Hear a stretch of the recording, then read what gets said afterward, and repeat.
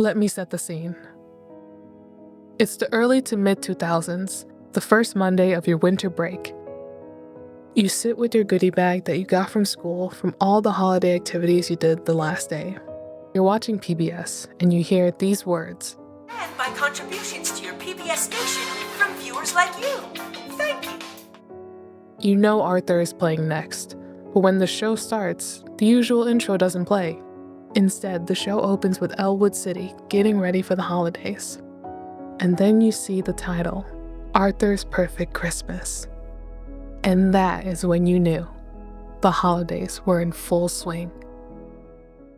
So now that we got your nostalgia berries in, let's talk about Arthur holiday specials. We're gonna go through how the holidays come up in the US, so we're gonna go through Thanksgiving, Christmas, New Year's, and other. Keep watching if you know what the other holiday is. So let's get right into it. An Arthur Thanksgiving. Sorry, I'm getting hot. I'm actually filming in my closet right now. So this is one of the newer episodes and newer seasons with different animation and stuff, so that's why it may feel a little different when you see the clips of this. In the opening, we have Arthur having Thanksgiving dinner, and he notes about how he doesn't know half the people there. He pulls out a picture book and starts going through the past Thanksgiving dinners. The episode starts with Arthur waking up and his dad is busy cooking a Thanksgiving feast. Honestly, very Bob Belcher coded, because Arthur's mom tells everyone that they have to stay out of their dad's way. Also want to note that Pal has been a little sneaky boy, and he's been jumping up on the tables trying to grab food from the table and people. And that's when we get a call from Aunt Minnie, who is Arthur's dad's sister, who comes sporadically because she's off traveling the world. His dad notices Pal is being a little loud and suggests to put Pal in the room later. Arthur says that he promised Pal would be good, but pulls a stunt and everyone is kind of doubtful. He decides to play outside with Pal, and oh my god, it's a talking pet episode. I used to love these, especially with baby Kate and Pal. Oh, alright, sorry. Pal runs into Nemo, Francie's cat, where he messes with Pal and gets angry. Both Arthur and Pal get back inside, and Arthur finishes up his meal and gives Pal his plate. His dad walks in and thinks Pal ate one of his cooked meals. It was a cheesy bacon Brussels sprouts. Honestly, that sounds good. I'm an adult now. He then has to take Pal out as punishment. One of DW's friends, which is like a new character in newer seasons, Bud, comes by to give food to the Reed's house. And then Aunt Minnie finally arrives, and at first didn't really recognize Arthur. And she's not really a hugger also, so they shake hands. But Arthur stains her hands with tomato sauce, and then she wipes it on him. We cut to Pal, and Nemo is teasing him about being punished and being outside, and tells Pal that Arthur is a bad owner. Fed up by the teasing, Pal escapes his leash and chases Nemo outside the yard. We cut back with everyone catching up with Aunt Minnie. DW is a little shy because she doesn't really remember her. Also, Aunt Minnie is one of those adults who doesn't know how to interact with kids. For example, Arthur is telling Aunt Minnie that he's gonna be the clock from Hickory Dickory Dock, you know, which is like a nursery rhyme. And she was just like, yeah, I know that.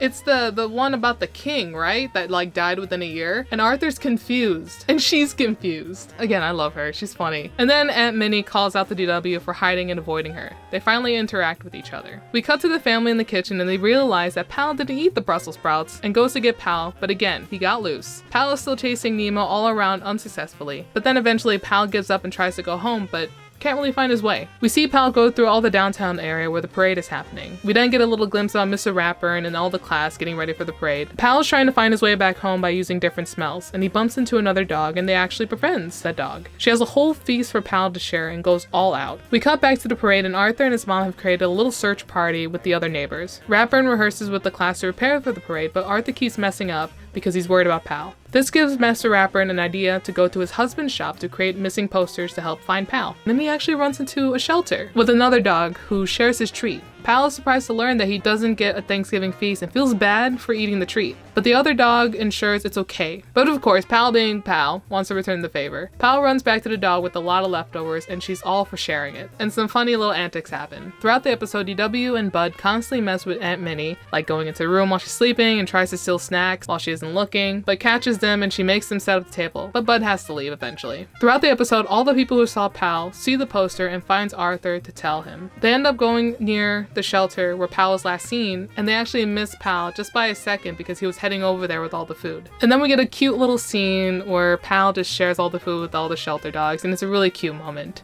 But then Pal smells Arthur and chases after him, but runs into a firefighter who saw the poster. We cut to DW and Aunt Minnie, and Minnie says that she doesn't have kids and lives alone. DW is confused at first, but by the end, kind of gets her. Aunt Minnie also says that she's moving to Elmwood City, and DW gets excited and gives her a hug. And then Aunt Minnie says this. You are a very sweet girl. Your hands are sticky in a way that concerns me, but you're very sweet. The parade comes by the Reed family, and a lot of the funny stuff ends up happening. When the parade ends, everyone decides to go help find Pal. The neighbor starts to help a lot and divide into search teams. One handing out posters and the other one getting that turkey balloon. When a team finds the turkey balloon, they call the fire department. As the firefighter goes to the turkey balloon, Arthur sees Pal in the truck. And of course, there's a cute little scene where Arthur and Pal reunite at the soccer field. Arthur invites everyone who helped with Pal's search for Thanksgiving, and then we go back to the same moment at the beginning of the episode. And we got a cute little scene where Aunt Minnie adopts a dog from the shelter since she's moving back to Elmwood City. I'm gonna give this episode 7 turkey balloons out of 10. It's a really fun moment to see all of Elmwood City helping Arthur find his dog. But you see new characters that you've never seen before, and you see everyone just wanting to help each other. And then Arthur just being so thankful for all the resources and help that he's gotten to find Pal. And it just really makes me fuzzy all inside and reminds me about all the other Thanksgiving specials I would watch as a kid. The reason why I don't give it a 10 out of 10 it's just the animation really takes it out of me, and it's an hour long and it still feels like it shouldn't be an hour long. Arthur specials, when they're an hour long, usually have different storylines where they cut back and forth too. It just seems that there was so much happening and they were so intertwined with each other that it could have just felt like one big kind of story. I really recommend watching this episode if you really want to get into the Thanksgiving mood, because a lot of people tend to go over to Christmas. So if you just want to have that little Thanksgiving little flavor in yourself, I don't know what that meant. You should definitely watch this episode. And now we get to talk about my favorite episode in the whole holiday specials in Arthur's Perfect Christmas. Just like I said in the intro of this video, we open with Elmwood City townspeople preparing for Christmas. We then cut to Arthur's house where he's playing the piano, where he starts to sing about how he's so excited about Christmas. But the song that Arthur's singing is about the perfect Christmas for him is having a perfect, delicious dinner, awesome presents, snow on Christmas, and the perfect decorations. When the song is done, DW comes in yelling, saying how Arthur is so calm because a lot has to be done. For example, he needs to write her Christmas letter to Santa. We then cut to Arthur and DW sending their Christmas letters to Santa. And in the car, we hear an ad for DW's favorite toy, Tina the Talking Tabby. I'm gonna play the song because it's a banger.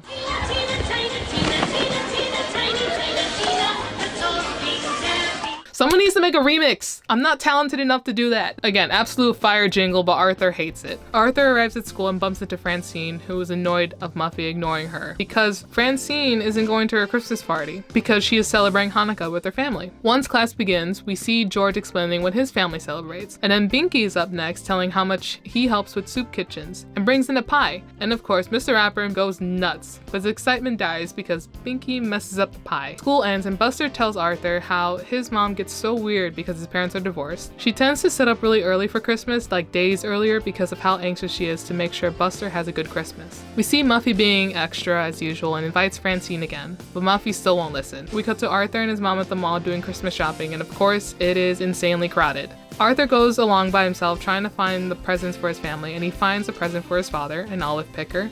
And then he goes to find his mom. Arthur finds the glass bird that he broke last summer, and he's super excited to go buy it, but of course, there's a long line. And what's funny about this interaction is that when Arthur is about to go pay, and he's a menace for this, he uses coins to pay for the bird. But honestly, it's very kid logic. I remember I had these little big Lego blocks, and I had quarters in there to put $9, and I gave it to the guy, and he didn't even count it. He's like, I'm trusting you that there's $9 in here. Anyways, he realizes that he might be late to meet up with his mom, and he has to go through Toy Town, which is insane right now. He parkours his way out of there. I know when I was in 3rd grade, I wasn't doing all that. He meets up with Arthur's mom right on time, but she seems a little nervous. We cut to home, and that's where Arthur's mom consoles with DW that she might not get what she wants from Santa. And she starts to blame Arthur because she thinks that he messed up her letter. Arthur's dad comes into the room, say that they got a video from their Uncle Fred, which is the mom's brother, who is a bit of a klutz. And then we cut to dinner, and it's beautifully made, and Arthur's like, why are we having all this? Aren't we gonna get sick of it? And then Arthur's dad, being a bougie chef, suggests that they try to make meals that people during Jesus' time ate. And we get this little funny scene. We We cut to Buster and his mom again, and she mistakenly thinks it's Christmas again. And then she kind of confides with herself that she really wants the holidays to be over. Then we transition to Muffy's party with a live band and people dancing. Muffy starts to hand out gifts and calls out Francine, but of course she's not there. And she calls Francine. And Francine, being fed up, and she actually counted this 28 times that she's told Muffy that she's not going to be there. Muffy tells Francine that Hanukkah can't be as good as Christmas. At the party, Arthur finds Buster sleeping, and Brain suggests to celebrate another holiday, or a made-up holiday, like Baxter Day. We get a little song about what Baxter Day could be like. Basically a lot of eating and Buster antics. Once the party's over, Arthur comes home and is disappointed how the tree looks. He tries to spruce it up, but he's still not proud of how the tree looks just yet. And then they head out to church. I don't think I've ever seen an episode where Arthur goes to church. Also in here, there's a running joke that Binky doesn't know how to cook good stuff, and in this scene, he gives Arthur a banana bread and forgets to get rid of the peel. They come home, and DW makes Arthur make sure everything is ready for Santa. They go outside, and then Arthur sees a snowflake and gets super excited, but it ends up raining and they run back inside. As they're about to go to bed, his Uncle Fred comes by, saying he couldn't go to his vacation because his truck died out on him. We see a little chase scene with Pal and Fred's dog, Rory, and they start to fight with Arthur's mom's present. But because of this incident, Arthur decides to hide the present in the closet to keep it safe. Then we cut to the beautiful, magical Christmas morning with some angelic music. And DW wakes up first and wakes up everyone. And she accidentally thinks her Uncle Fred is Santa. And then Arthur goes into the bathroom. But DW tries to show her dad that Santa was in there and opens the door to see Arthur. Yeah. Then we cut to Buster and his mom. Buster is opening his present, but his mom is just so anxious. She burns the pancakes and keeps worrying about the present that she got Buster. And then we go to Muffy's house, and of course, she gets a lot of presents, and she thinks about Francine and wants to give her this present in the most savage way. I don't need makeup. I'm already beautiful. But Francine doesn't have any, and she sure could use some. She's about to call Francine, but she remembers that he's mad at her.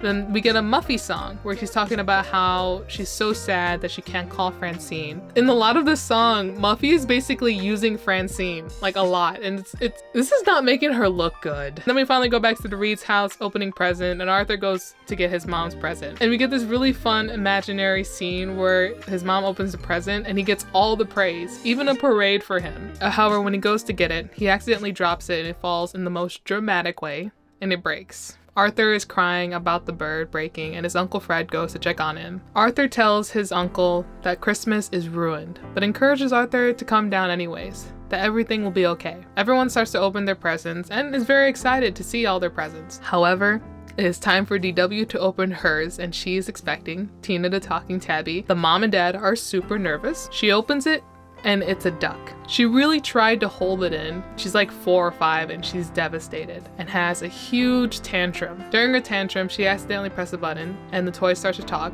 and then she starts to actually like the toy. Arthur is about to tell his mom about him breaking the bird again, and he imagined his mom reacting horribly to it. As Arthur is about to go tell her, Uncle Fred interrupts and he gets a present from the tree, which he says that it's Arthur's present, and it's an old teacup that Uncle Fred broke last year, and she's really happy about it. Lastly, we cut to Francine and her place, and Muffy stops by to apologize about how she reacted. Francine shows how important Hanukkah is to her by showing her the traditions, and I think Muffy finally gets why it's so important to Francine to be with her family. We then cut to Buster and his mom again, and while Buster's mom is freaking out, Buster starts to tell his mom that they should relax and even celebrate something called Baxter Day, and the mom is all for it. Arthur and the family had dinner, and surprisingly, Arthur was really happy about it, how good it was. Fred is about to leave for his trip because his truck got fixed. His uncle has some great advice for Arthur. Remember, Arthur, you don't always get what you want in life.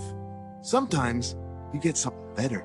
And the kicker to give the perfect Christmas for Arthur, it finally starts to snow. He starts to sing, and we get a montage on everyone celebrating their holidays, like Rain celebrating Kwanzaa, George's family singing, Binky helping out at the shelter, Ratburn coming up with a bunch of homework and puzzles for his class, Muffy and Francine laughing at the movies, and Buster and his mom celebrating Baxter Day. As a closer, we get Arthur singing and playing in the snow, and we get some back and forth with DW.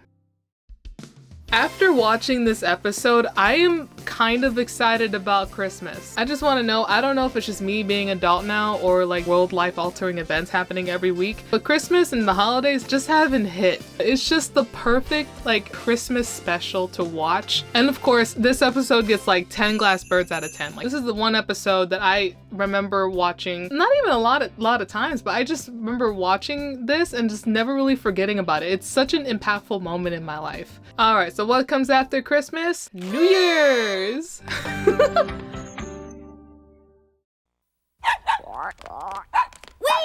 Come back! Arthur's New Year's Eve.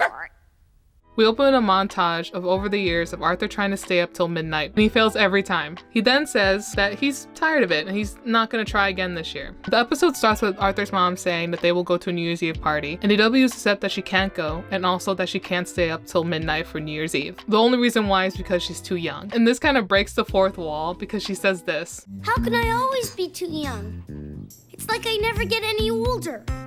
But Arthur's mom gives permission for Arthur to stay up, and Arthur says he doesn't want to. DW is a little confused as to why Arthur doesn't want to stay up and pesters him about it, but he says that he's too mature to care anymore. Arthur then goes outside and Prunella walks by and asks Arthur if he's gonna stay up to see the green flash for the new year, and describes it to him. Arthur tells Francine about the green flash, and she says that that doesn't happen. And she tells him another thing, that people have to change their calendars as fast as they can because it becomes illegal to have the old calendar up, because it becomes illegal at midnight.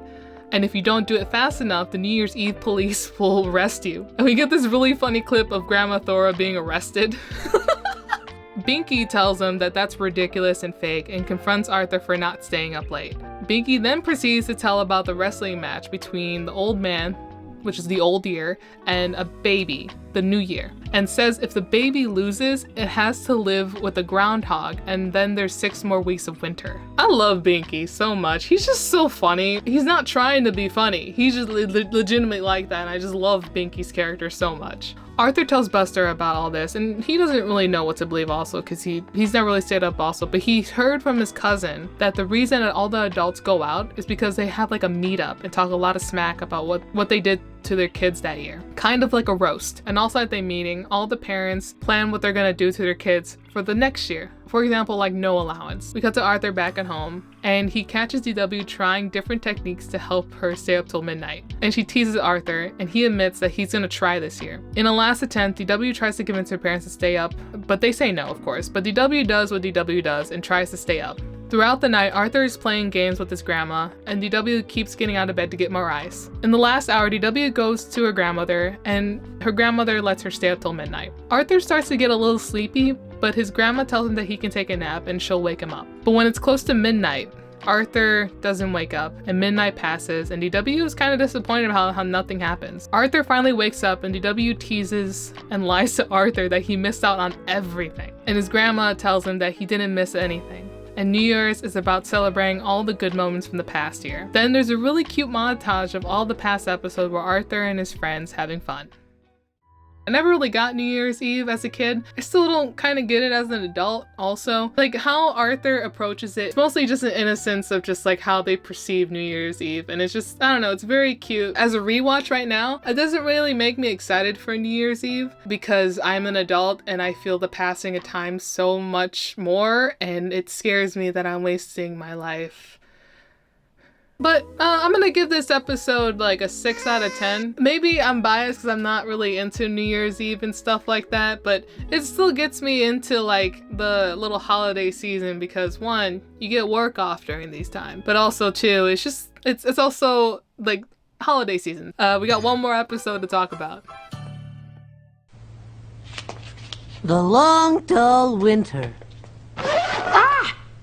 In the opening, we have a monologue with Arthur talking about how sometimes it can feel like time is going so slowly, and he seems really worried about it. The episode starts with Arthur talking about this with his friends, and of course Buster thinks it's aliens, and Francine jokingly says that he's in love and teases Arthur. Binky thinks it's because Arthur is cranky because he's hungry, but then everyone really starts to really think about it, and they actually feel the same. They start listing off shows and movies they watched throughout the year that made them happy, and Arthur comes up with the realization that they were all holiday themed, and said that's why everyone's been feeling crummy. There hasn't been a holiday in a while. He tells everyone that they should come up with a new holiday. Buster tells Arthur that if they come up with a new holiday, his mom will put it in the paper. All the kids try to come up with an idea at first, but they're having a hard time, so they come up with guidelines of what makes a holiday. We cut to Arthur talking with his grandma, asking if there's anything cool that happened in Elmwood City, like a battle or something important. And she talks about a blimp flying over when she was a kid. DW talks about creating Pony Day, and Arthur, being Arthur, is like, no.